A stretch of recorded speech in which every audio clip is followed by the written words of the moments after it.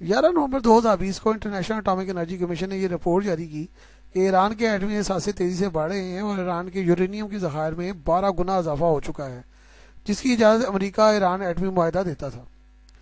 امریکہ نے یہ معاہدہ 2018 میں ختم کر دیا تھا۔ اب یہ معاہدہ ختم ہو چکا ہے۔ معاہدہ ختم ہونے کے بعد ایران پر اس کی پاسداری کا بوجھ کیسے ڈالا جا سکتا ہے؟ لیکن اس کے باوجود ٹرمپ نے وائٹ ہاؤس میں فوری طور پر ایک میٹنگ بلائی جس میں ایران کی ایٹمی تنصیبات پر حملے کے لیے تجاویز مانگی گئیں۔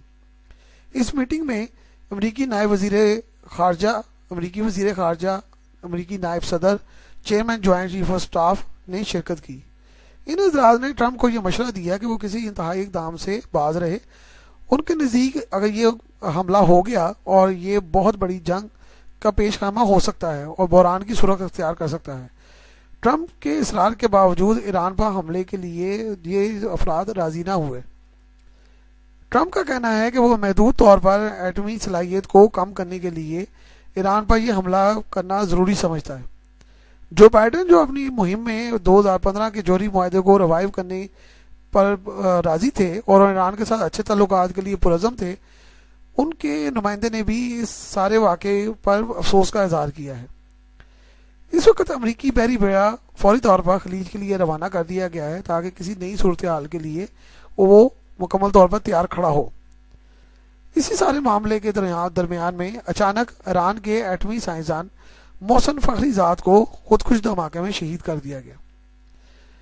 ایران کے کئی ایٹمی سائنسدان پہلے بھی شہید کیے جا چکے ہیں، محسن فخری زاد ان میں سے ایک ہو چکے ہیں۔ یہ کوئی نیا واقعہ نہیں ہے۔ تقریباً 10 کے قریب ایٹمی سائنسدان ایران میں دہشت گرد حملوں میں ہلاک کیے جا چکے ہیں۔ ٹرمپ انتظامیہ نے رخصت ہونے سے پہلے اب یہ سوچ لیا ہے کہ شاید وہ ایک بہت بڑا اقدام اٹھائیں گے جس سے ساری صورتحال بدل کر رہ جائے گی۔ یقیناً موساد اور CIA اس حملے میں شامل ہوں گے اور اس کو خارج از امکان قرار نہیں دیا جا سکتا۔ اس کی بڑی وجہ یہ ہے کہ جو اسرائیل ہے وہ حزب اللہ سے بہت تنگ ہے اور حزب اللہ کے پیچھے ایران کھڑا ہے اور واحد فلسطینی قوت ہے جس کو اسرائیل ختم کرنا چاہتا ہے، کیونکہ وہ سب کو ختم کر چکا ہے اور ساروں کو ہی اپنے ساتھ ملا چکے ہیں۔ اس کے علاوہ اسرائیلی وزیر اعظم کی غیر اعلانیہ سعودی عرب کے دورے کے فوری بعد یہ اقدام بہت اہمیت رکھتا ہے۔ ٹرمپ اپنی رخصت سے پہلے تمام خلیجی علاقوں کو اسرائیل کے ساتھ کھڑا دیکھنا چاہتے ہیں۔ اس علاقے میں بہت دور نتائج جو ہیں وہ برآمد ہونے والے ہیں اور حالات بہت تیزی سے تبدیل ہو رہے ہیں۔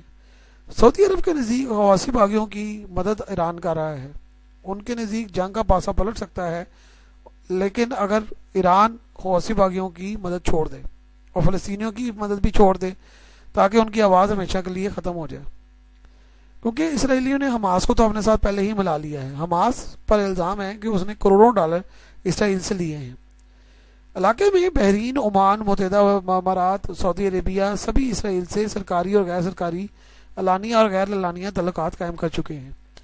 اس لیے اسرائیل، بھارت اور امریکہ خلیجی علاقوں میں کنٹرول مضبوط کر رہے ہیں، جبکہ ایران اور بھارت میں بھی پہلے ہی فاصلے طے ہو چکے ہیں، بڑھ چکے ہیں اور وہ ایک دوسرے سے دور ہوتے جا رہے ہیں۔ چین، پاکستان اور روس تینوں کے تعلقات ایران سے بہت بہتر ہو گئے ہیں۔ ایران بلا شبہ ٹرمپ کے بعد جو بائیڈن سے اچھی امیدیں رکھتے تھے، لیکن اب یہ معاملات بہت مشکل ہوتے جا رہے ہیں۔ جو بائیڈن سے امیدیں رکھنے کی سب سے بڑی وجہ یہ تھی کہ ایران اور امریکہ کا جوہری معاہدہ اوباما دور میں ہوا تھا اور اس وقت جو بائیڈن جو تھے وہ نائب صدر تھے۔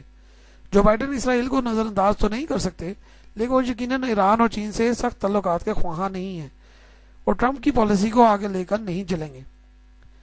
امریکہ کو اس روش پر چل کر ملکی اور غیر ملکی طور پر بہت ہی شدید نقصان ہوا ہے۔ اسرائیل کی پوری کوشش ہوگی کہ اسلامی دنیا کے پاس ایٹمی قوت نہ آئے۔ اس کی بڑی وجہ یہ ہے کہ ایران جو ہے وہ پہلے بھی ایسے کام کر چکا ہے۔ یورپ اور امریکہ بھی بہرحال یہ چاہتے تو ہیں کہ وہ مسلمانوں کے پاس جوہری طاقت نہ آئے، اور یہ کام وہ پہلے بھی کرتے رہے ہیں۔ عراق میں 1981 میں اسرائیلی طیاروں نے حملہ کر کے عراق کا واحد ایٹمی ری ایکٹر تباہ کر دیا تھا۔ اسرائیلی F-16 طیاروں نے مسلسل امریکی سیٹلائٹ سے رابطے رکھا اور ساری لوکیشن کی جو معلومات تھی وہ امریکیوں نے اسرائیل کو فراہم کی تھی، اور انہوں نے اسی وجہ سے چند لمحوں میں آنن فانن F-16 کے ذریعے تمام عراقی تنصیبات اور ایٹمی ری ایکٹرز کو فارغ کر دیا۔ لیبیا میں بھی معاملات خراب کیے گئے، وہ بھی ایٹمی طاقت بن چکا تھا، اور وہاں پہ بھی سارے معاملات کو ختم کر دیا گیا، اور لیبیا ہمیشہ ہمیشہ کے لیے خانہ جنگی کا شکار ہو کر ختم ہو رہا ہے۔ شام میں بھی تمام تنصیبات کو نشانہ بنایا گیا ہے، بمباری کے حوالے سے اسرائیل نے وہاں پر حملہ کیا اور اس کے تمام جوہری اثاثے اور دیگر چیزوں کو اڑا کر رکھ دیے۔ اب صورتحال یہ ہے کہ پاکستان اور ایران ہی رہ گئے ہیں جن کے پاس ایٹمی اثاثے ہیں اور ایٹمی طاقت موجود ہے۔ اس وقت ایران ٹارگٹ پر ہے، لیکن اگلی باری پاکستان کی بھی ہو سکتی ہے، کیونکہ جناب عمران خان نے ہمیشہ ہی اسرائیل کے بارے میں سخت رویہ اختیار کیا ہے اور اپنے جذبات کا اظہار بہت برملا کیا ہے، اور یقیناً یہ اسرائیل، امریکہ اور یورپ کے لوگ قابل قبول نہیں ہوگا۔ پاکستان میں شورش، بھارت کا بہت زیادہ فوجی دباؤ، حملے کی دھمکیاں اور سرحدوں پر اس طرح کے واقعات جو ہیں وہ اسی کی کڑی ہیں۔ پاکستان کے کرپٹ سیاسی ٹولے کریسی بھی اسی کے لیے کام کر رہی ہے، کیونکہ ان کو پتہ ہے کہ پاکستان میں اگر حالات خراب ہوں گے تو پھر ہی ان کے لیے کوئی فائدہ حاصل ہوگا۔ ایسے میں پاکستان کے ایٹمی اثاثے اور ان فوجی اہمیت کی جگہوں پر اچانک بھارتی حملہ ہو سکتا ہے، اور یہ بڑی خطرناک حقیقت ہے۔ پاکستان، ترکی، انڈونیشیا، ملیشیا، چین اور روس سبھی ایک طرف نظر آ رہے ہیں، اور یہ معاملات جو ہیں اب کسی اور طرف بڑھتے ہوئے محسوس ہو رہے ہیں۔ ٹرمپ نے ایران کے ساتھ ایٹمی معاہدہ ختم کر دیا تھا، اس معاہدے سے علاقے میں استحکام آیا تھا، ایران کی معاشی حالت بہتر ہوئی تھی، اور اس سارے معاملے میں ٹرمپ نے آ کر بیڑا گرک کر کے رکھ دیا۔ 2015 سے لے کر 2018 تک یہ معاملات بہت بہتر ہو چکے تھے اور ایران ایک ذمہ دار ملک بن کر ابھر چکا تھا، لیکن ٹرمپ نے آ کر یہ معاہدہ ختم کر دیا اور سارے معاملات الٹ ہو کر رہ گئے۔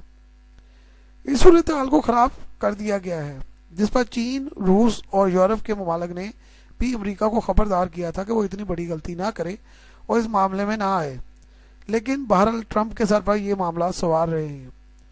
اب جبکہ جو بائیڈن کی آمد ہے اور اس واقعے کے سے منظر میں حالات بڑے خراب ہو چکے ہیں، تو جو بائیڈن کے لیے بھی حکومت میں آ کر معاملات کو سیدھا کرنا کوئی آسان کھیل نہیں ہوگا۔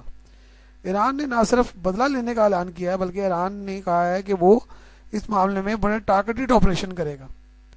ایران میں بہت شدید غم و غصہ پایا جا رہا ہے، یہ ویسا ہی غم و غصہ ہے جیسے اس سے پہلے ایرانی جنرل قاسم سلیمانی کی شہادت پر پیدا ہوا تھا، اور ایران نے اس معاملے میں اپنے آپ کو ملکی طور پر سیر اصل جواب دے کر سیف کیا تھا۔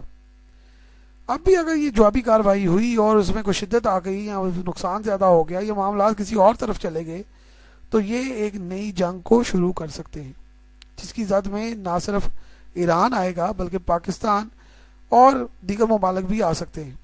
خصوصاً پاکستان کے لیے یہ بہت بڑا خطرہ ہے۔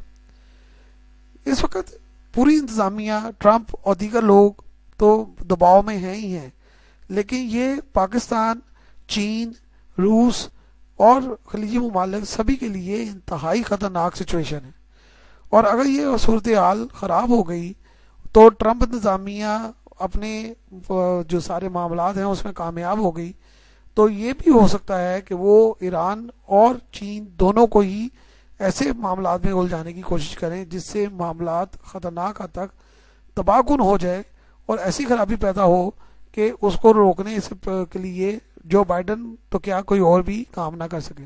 بلال احمد شیخ، ڈیفینس لیٹرل۔